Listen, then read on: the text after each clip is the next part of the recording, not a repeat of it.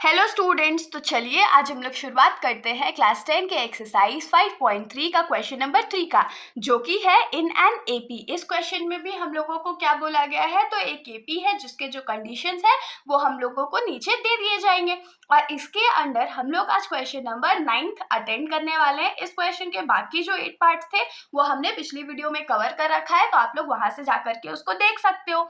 बाकी हमारा जो क्वेश्चन है वो क्या है, तो given a is equals to 3 है, मतलब फर्स्ट टर्म का वैल्यू 3 गिवन है, n इज इक्वल्स टू 8 है, मतलब कि जो नंबर ऑफ टर्म्स है वो 8 है, और s का वैल्यू 192 गिवन है। s का वैल्यू मतलब कि सम ऑफ जितने भी टर्म्स है वो 192 गिवन है, और हम लोगों को फाइंड क्या करना है, तो हम लोगों को d का वैल्यू फाइंड करना है। तो मेरे को तो लगता है कि ये सबसे सिंपलेस्ट क्वेश्चन है जो क्वेश्चन नंबर 3 में जितने भी पार्ट्स अभी तक हमने अटेंड किए हैं।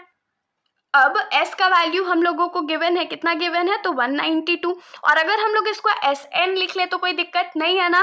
तो sn का फॉर्मूला क्या होता है, n/2 into 2a plus n-1 into D, और ये टोटल किसके बराबर हो जाएगा, तो 192 के बराबर हो जाएगा।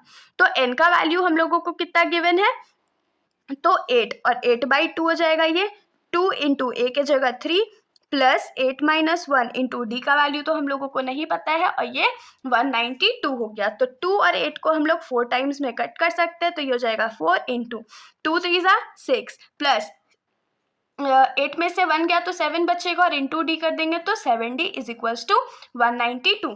अब देखिए ये जो 4 इस साइड मल्टीप्लाई में है, अगर हम लोग इसको राइट साइड में भेज दें तो वो डिवाइड में हो जाएगा, और यहाँ क्या हो जाएगा 6 प्लस 7d। तो अब इसको हम लोग 2 के टेबल से कट कर लेते हैं, तो 2 2 जा 4,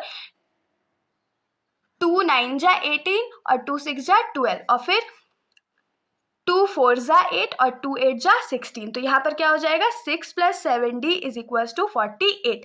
तो ये जो 6 लेफ्ट साइड पे प्लस में है, अगर उसको हम लोग राइट साइड भेज दे तो वो माइनस में हो जाएगा, और यहाँ हमारे पास 7d हो गया। तो 7d इज इक्वल्स टू क्या हो जाएगा, तो 42। तो d इज इक्वल्स टू हमारे पास क्या आ जाएगा, 42 डिवाइडेड बाई 7, और 7 से जब हम लोग इसको डिवाइड करेंगे तो ये 6 हो जाएगा, मतलब कि जो हमारा d का वैल्यू है वो 6 आ गया। मैंने बोला था ना ये क्वेश्चन बहुत सिंपल है, हमने कितने आसानी से इस क्वेश्चन को सॉल्व कर लिया ना। अब हम लोग आ जाते हैं इस क्वेश्चन के लास्ट पार्ट पर, जो कि हमारा 10th क्वेश्चन है। तो इस क्वेश्चन का जो हमारा लास्ट पार्ट है उसमें हम लोगों को गिवन क्या है, तो given l is equals to 28।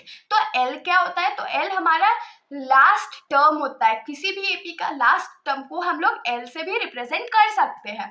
तो l का वैल्यू जो है वो 28 गिवन है, s मतलब कि सम ऑफ जितने भी टर्म्स है वो हम लोगों को 144 गिवन है, and there are total 9 terms. तो l का वैल्यू हम लोगों को कितना दे दिया गया है, तो 9 दे दिया गया, और हम लोगों को फाइंड क्या करना है, तो a का वैल्यू फाइंड करना है।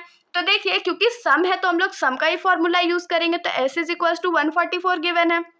अगर हम लोग इसको sn लिख ले तो कोई दिक्कत तो नहीं होगा, तो इसको n तो हमारा कितना के बराबर था, तो 9, तो s9 इज इक्वल्स टू 144 हो गया। अब s9 के लिए हमारा फॉर्मूला, या sn के लिए फॉर्मूला हमारा क्या होता है, n/2 into 2a plus n-1 into D, और ये कितने के बराबर हो जाएगा, तो 144 के बराबर हो जाएगा। लेकिन क्योंकि हम लोगों को यहाँ पर d का वैल्यू a का वैल्यू दोनों नहीं पता है, और उसके जगह पर क्या पता है, l का वैल्यू पता है, तो हम लोग इस फॉर्मूले को कैसे ब्रेक कर सकते हैं, तो 2a को लिख सकते हैं a plus n-1 into D is equals to 144, और a प्लस n-1 डी किसके बराबर होता है, तो an के बराबर होता है, a plus an into n/2 is equals to 144 हो गया।